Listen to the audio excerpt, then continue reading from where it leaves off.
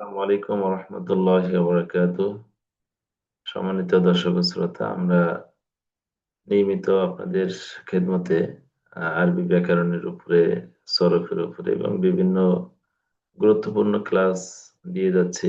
আলহামদুলিল্লাহ আপনাদের উপকার হচ্ছে আমি মনে করি।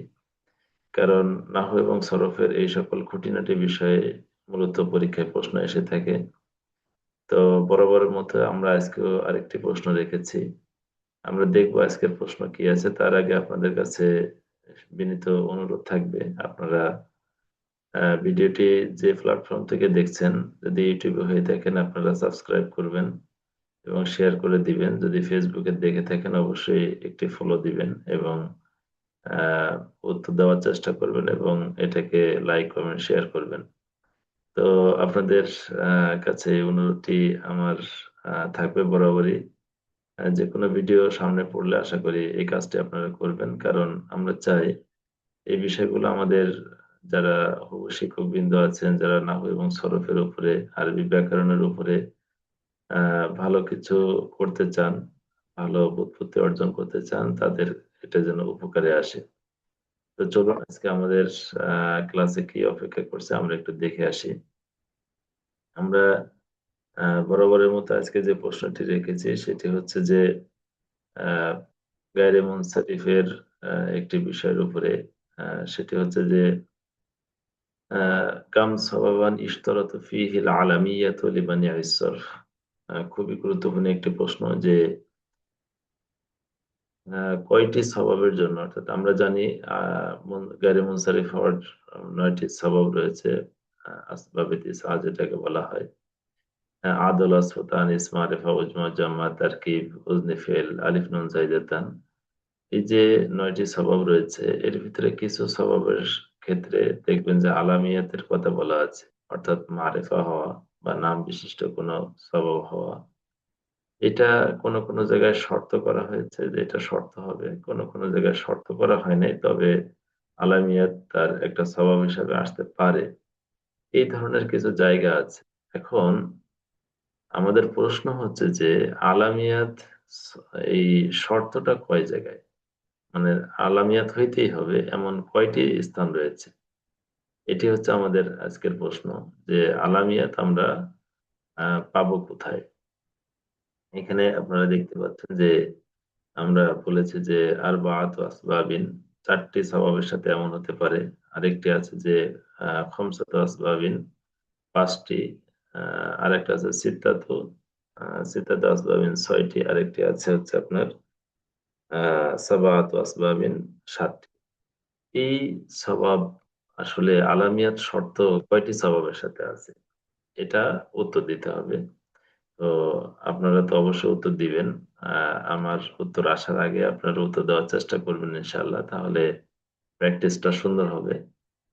তো আমরা একটু দেখি আমাদের উত্তরে কি আছে? আমাদের উত্তরে আছে হচ্ছে আ খমসাতুন। এই যে ৫ টি খ। অর্থাৎ ৫ টি সওয়াব এমন রয়েছে গায়রে মুনসারিফের যার জন্য আলামিয়াত হওয়া শর্ত। আ একটা সওয়াবের সাথে আরেকটি সওয়াব আলামিয়াত হইতে হবে। তার আগে একটু বলে রাখি যে গায়রে মুনসারিফের কোন শব্দ গায়রে মুনসারিফ হওয়ার জন্য কমপক্ষে ২ টি সওয়াব থাকতে হয় ৯ টি থেকে, অথবা এমন একটি সওয়াব থাকতে হয় যা ২ টি সওয়াবের স্থলাভিষিক্ত হবে, কায়েম মাকাম হবে।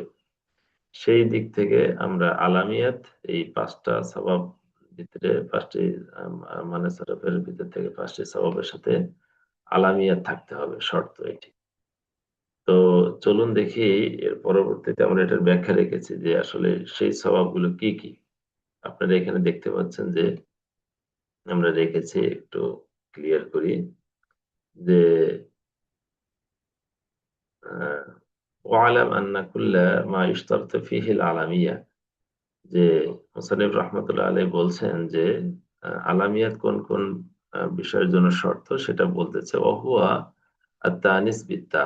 এটি হচ্ছে তানিস বিত-তা, অর্থাৎ মুয়ান্নাসটি যেটি তা দ্বারা হবে সেটি, সেই ক্ষেত্রে এটা শর্ত। এরপরে হচ্ছে তানিস বিত-তা গেল ওয়া তানিস মানবী, তানিসে মানবীর জন্য, ওয়াল উজমা এবং উজমার জন্য, অর্থাৎ অনারবি শব্দের জন্য এই আলামিয়াত হচ্ছে শর্ত। ওয়াত তারকিব এবং তারকিবের জন্য। যেমন বা'লা, বাক্কা এই যে শব্দগুলো আছে তারকিব দিয়ে ২ টি শব্দ মিলে যখন একটি নাম ধারণ করে এইগুলোর ক্ষেত্রেও আলামিয়াত শর্ত। তাহলে আ ওয়াল ইসমুল লাযী আ আ এবং ওই সকল ইসিম ফিহি আলিফ ওয়ান নুন যায়দাতান যার ভিতরে আলিফ, নুন যায়দাতান থাকে। অর্থাৎ অতিরিক্ত নুন, আলিফ এবং নুন থাকে। এইগুলোর জন্য কিন্তু আলামিয়াত শর্ত। যেমন ইমরান, সাকরান, হ্যাঁ? এই জাতীয় বিষয়ের জন্য হচ্ছে আপনার আলামিয়াত শর্ত। তাহলে আমরা কয়টা পেলাম?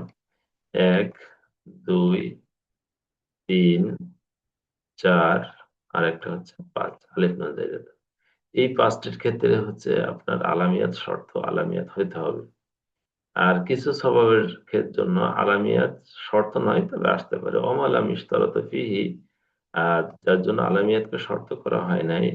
যালিকা ওয়ালাকিন আ ওয়ালাকিন ইজতামাআ মা সাবাবিন আখার। কিন্তু অন্য আরেকটি স্বভাবের সাথে এটি আসতে পারে। ফাকাত মানে স্বভাব হিসাবে জাস্ট ২ টা স্বভাব হইতে হয়, সেই হিসাবে আরেকটি হিসাবে আলামিয়াত আসতে পারে। সেটা কার ক্ষেত্রে হয়ে থাকে? ওহুয়াল আদলু, আদলের ক্ষেত্রে হইতে পারে। যেমন উমারু, জুফারু এই সমস্ত ক্ষেত্রে হতে পারে। বা ওজনুল ফেইল এবং ওজনে ফেইলের ক্ষেত্রেও হতে পারে। ওজনে ফেইল যেমন আহমাদু, হ্যাঁ? এই ধরনের তারপরে ইয়াজিদু, ইয়াজিদ এই যেগুলোর ক্ষেত্রে হচ্ছে আপনার আলামিয়াত হতে পারে, তবে শর্ত নয়। আচ্ছা। তাহলে এরপরে বলতেছে যে যখন এটা নাকেরা হবে তখন এটা মুনসারিফ হয়ে যাবে আরকি। যাই হোক এটা ভিন্ন আলোচনা। আজকের আমাদের মূল বিষয় ছিল হচ্ছে যে কয়টি স্বভাবের জন্য আলামিয়াত শর্ত। তো আমরা পেলাম যে ৫ টি স্বভাবের জন্য হচ্ছে আলামিয়াত শর্ত। আশা করি এটি আপনাদের অনেক বেশি উপকারে আসবে ইনশাআল্লাহ। যে গায়রে মুনসারিফের যতগুলো স্বভাব রয়েছে তার ভিতরে ৫ টি স্বভাব রয়েছে যার জন্য আলামিয়াত শর্ত।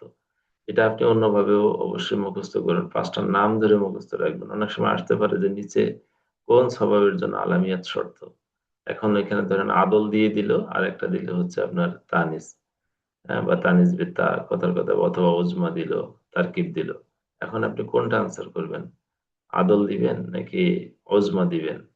অবশ্যই উজমা দিতে হবে। কারণ আদলের জন্য আলামিয়াত শর্ত নয়, আলামিয়াত আসতে পারে। আ মানে জায়েজ আছে বা কি বলে অন্য আরেকটি স্বভাব হিসাবে সেটা আসতে পারে। কিন্তু অজমের জন্য, তারকিবের জন্য, তানিজ বিত্তার জন্য, তানিসে মানিবির জন্য, আলিফ নুন জাহিদাতানের জন্য কিন্তু আলামিয়াত হওয়া শর্ত। আলামিয়াতকে মূলত আমরা মানে সরফের ভিতরে মা'রেফা হিসেবে পেয়ে থাকি। তো আপনারা অবশ্যই ভিডিওটি শেয়ার করবেন আবারও বলি এবং সাবস্ক্রাইব না করে থাকলে সাবস্ক্রাইব করবেন। ফেসবুক পেজে ফলো না দিয়ে থাকলে ফলো করবেন ইনশাআল্লাহ। আসসালামু আলাইকুম ওয়া রাহমাতুল্লাহি ওয়া বারাকাতুহু।